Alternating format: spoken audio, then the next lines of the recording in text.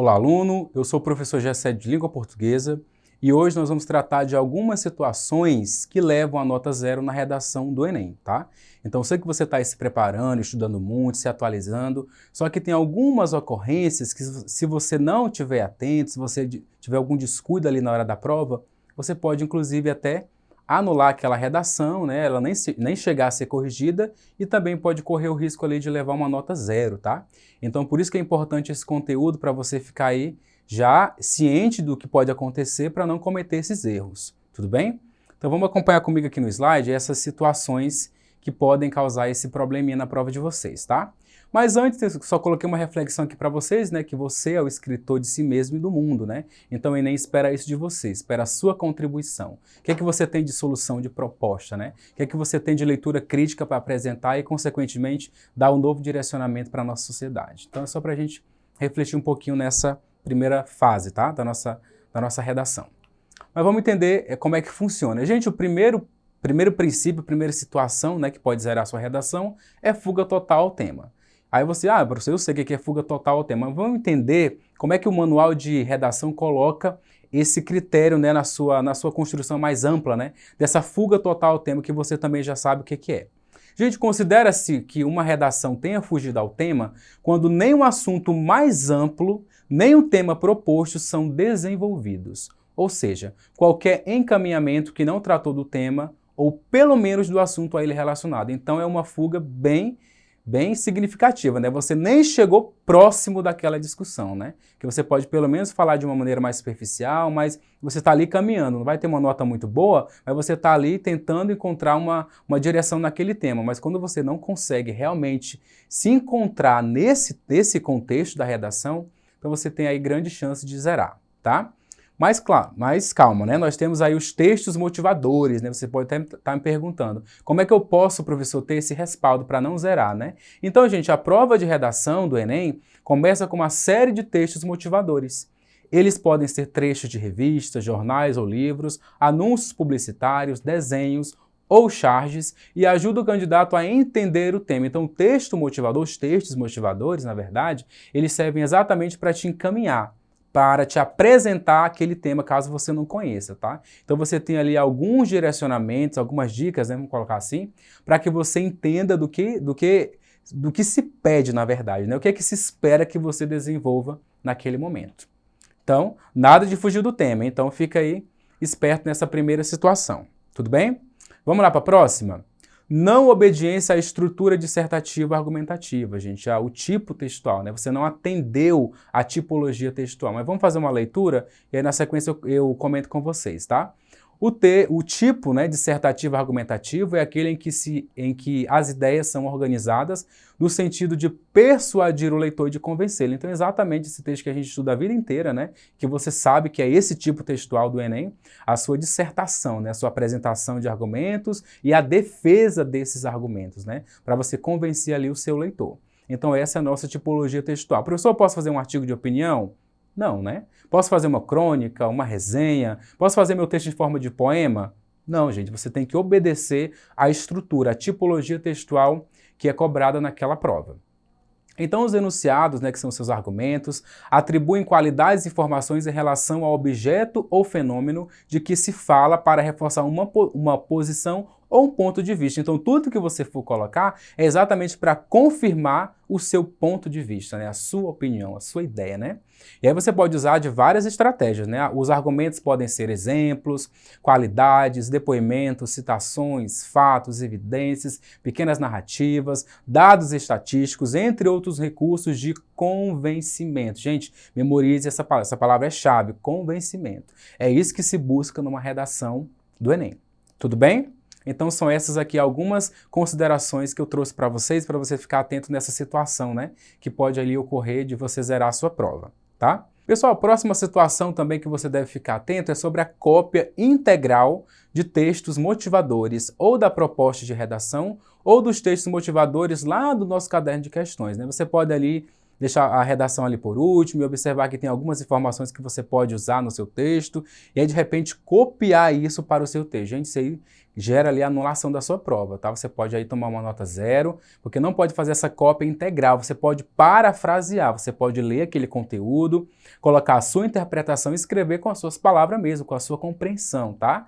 E aí, se isso acontecer, gente, você aí vai correr esse risco dessa redação ser anulada. Veja que é a cópia integral, mas se eu copiar só um trecho, só uma passagem, aquelas linhas que você copiou serão desconsideradas lá na sua correção, tá? Só vai ser considerado o texto da sua autoria, as suas palavras, né? Aquilo que você apresentou, que você copiou. Tá certo? O seu entendimento daquele tema. Então, cópia integral ou cópia parcial, vamos colocar assim, né? Serão desconsiderados na hora da correção, aquelas linhas que você copiou. E também, se você copiar por completo, a sua redação aí vai ser anulada, vai ser zerada, tá bom? Então, fique atento também a essas situações, tá? Isso acontece muito. Às vezes, eu queria exatamente aquilo que está lá no texto motivador, professor. Posso pegar? Não, você pode escrever de uma outra maneira, né? Ou você pode fazer uma citação, colocando toda a referência, mas se você não sabe muito bem lidar com citações, não sabe como referenciar num texto, então, para não arriscar, a paráfrase é o recurso mais fácil, né? Que é quando você lê e coloca a sua interpretação daquele conteúdo. Tudo bem? Então, fique atento também nessa situação, certo? Que também é muito comum, tá? Vamos para a próxima? Impropério, gente, desenhos e outras formas propositais de anulação, tais como números ou sinais gráficos fora do texto. Professor, não sei nem o que é impropério, são palavrões, são xingamentos, né? São ofensas, tá? De repente você começa a ofender pessoas ou instituições, e aí isso não é ético, tá? Não é válido, então o seu texto pode ser anulado, tá? De repente, eu não quero escrever, eu quero fazer um desenho do tema, então não pode, gente, é um texto escrito, tá? Um desenho não pode ser usado ali como meio para ser avaliado, tá? E aí, eu quero colocar número. Gente, a nossa folha de redação ela já vem numerada, tem a numeração dos números, tem a relação dos números, né? De 1 a 30 linhas ali para você seguir. Então, você não precisa fazer mais nada, é só obedecer e seguir a sequência de instruções da redação e escrever o seu texto, tá? Então, cuidado com essas investidas, tudo bem? E aí, gente, uma outra situação é a parte deliberadamente desconectada do tema proposto. De repente você está escrevendo ali a sua redação e de repente você coloca um argumento, ou um exemplo, ou uma passagem que não se comunica, né? Não tem lógica com o que você já vinha escrevendo anteriormente, tá? Então, essa parte desconectada, essa parte fora do que você estava escrevendo, ela pode ser atribuída ali uma nota 0 para você. Mas vamos entender como é que o manual de redação coloca essa parte desconectada, que tem mais uns detalhes aqui para a gente dar uma olhada. Olha só, a situação parte desconectada é caracterizada pela presença de expressões ou trechos que atentam contra a seriedade ou contra a própria situação comunicativa do exame, ou que estejam desconectados do tema ou do projeto de texto da discussão proposta pelo participante. Então, além de você colocar um trecho que não tem sentido naquele momento, você também se colocar ali, né, como em dúvida sobre a seriedade do exame, né, algumas situações ali que também podem te comprometer. Tudo bem? Então, tenha cuidado nessas questões, nessa situação, né, dessa parte desconectada do texto. Certo? Vamos para a próxima situação?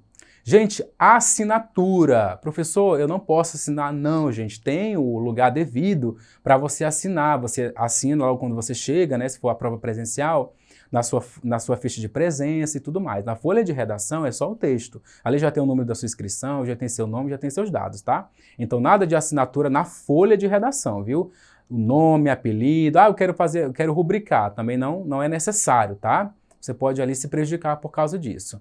Rubrica fora do local devidamente designado para a assinatura do participante. Se você tem a sua rubrica, tem um local para você assinar e registrar o seu nome ali, né? Mas na prova de redação, na folha oficial, tá? Não é aceito esse tipo de marcações. E aí uma outra situação também muito interessante, gente, é um texto integralmente em língua estrangeira, tá? Mas eu tenho fluência em inglês, em espanhol, em francês, eu quero escrever a minha redação nessa língua que eu tenho mais domínio. Então, na prova do Enem isso vai ser desconsiderado, tá? Seu texto vai receber ali uma nota 0. O texto ele tem que ser escrito, lembra da primeira competência? Na modalidade da escrita formal da língua portuguesa. Então, fique atento a isso também. E se você deixar a folha de redação em branco, aí você está automaticamente, né, zerando a sua prova, né? Mesmo que haja texto escrito na folha de rascunho. Gente, isso é tão comum Eu já fui fiscal de Enem e às vezes os alunos escrevem no rascunho pensando que é a folha definitiva e quando vão entregar, entregam um rascunho e a outra folha em branco, que faz essa confusão, né? Então, cuidado na hora de você escrever o que é rascunho e o que é o texto final, definitivo, tá? E aí, se você entregar, né, algum rascunho ali, achando que está entregando a prova oficial, a redação final, né, você também pode zerar a sua redação. Gente, tem uma outra situação que eu esqueci de colocar no slide para vocês, que é sobre a letra ilegível, tá? Como é que você vai ser avaliado se a pessoa que vai corrigir o seu texto não consegue entender o que você escreveu?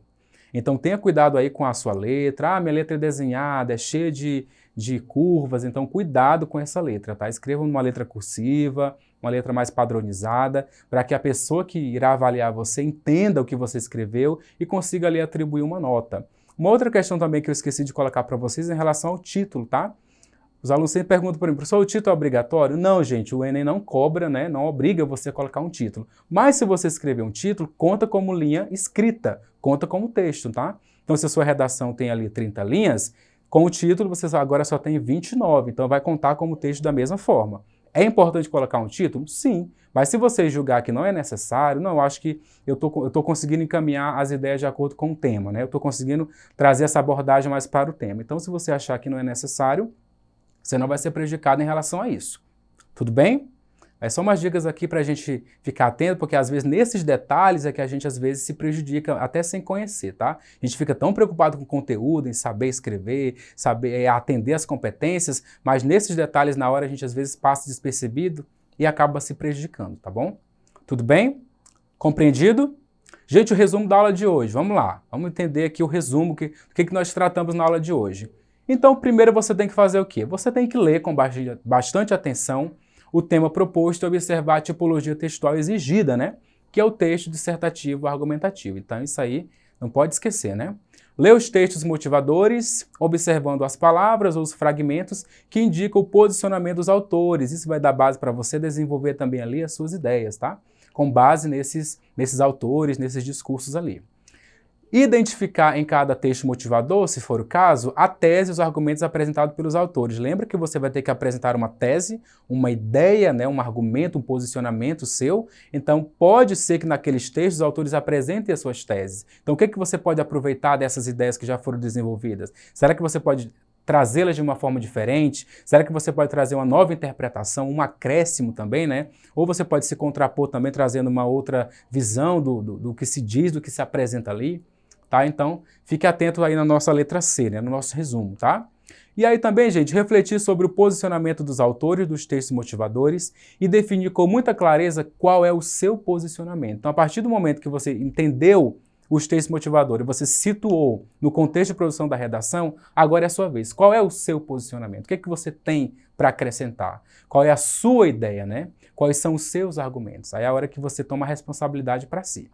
Tá? E na letra E ali, lê atentamente as instruções apresentadas após os textos motivadores. Gente, tudo está didaticamente direcionado, né, com muita clareza sobre todos os passos que você deve seguir. Inclusive, essa aula é para confirmar isso. É uma aula mais de orientação, tá? Então, você precisa também se esquecer, você precisa também revisar essa aula e na própria folha você já tem ali todo o direcionamento para você não cometer esses erros que eu estou falando aqui. E na letra F, definir um projeto de texto em que seja planejada a organização estratégica da sua redação, a fim de defender o ponto de vista por você escolhido e apresentar uma proposta de intervenção ao problema abordado. Então, quando você fizer o seu projeto de texto, quando você selecionar as ideias que são mais relevantes, que você sabe que vai ter um peso ali, que você tem domínio daquilo, você vai começar ali a esmiuçar, desenvolver, a relacionar uma ideia com a outra, trazer o tema para a discussão, né? Relacionar tudo isso com o seu tema e principalmente encaminhar tudo isso para a nossa solução. Qual é a solução da problemática, né? Qual é a solução desse problema? Quem deve iniciar com essa solução? Quem são os responsáveis? Qual é o meio em que isso pode ser desenvolvido? E quais os seus desdobramentos na sociedade? Como que nós vamos ter esses resultados aí vivenciados no nosso dia a dia? Tudo bem? Gente, aqui estão as nossas referências, vocês podem se aprofundar um pouco mais nesse conteúdo e acompanhar novamente essa videoaula e outras também na nossa plataforma do Eduque. Obrigado pela atenção.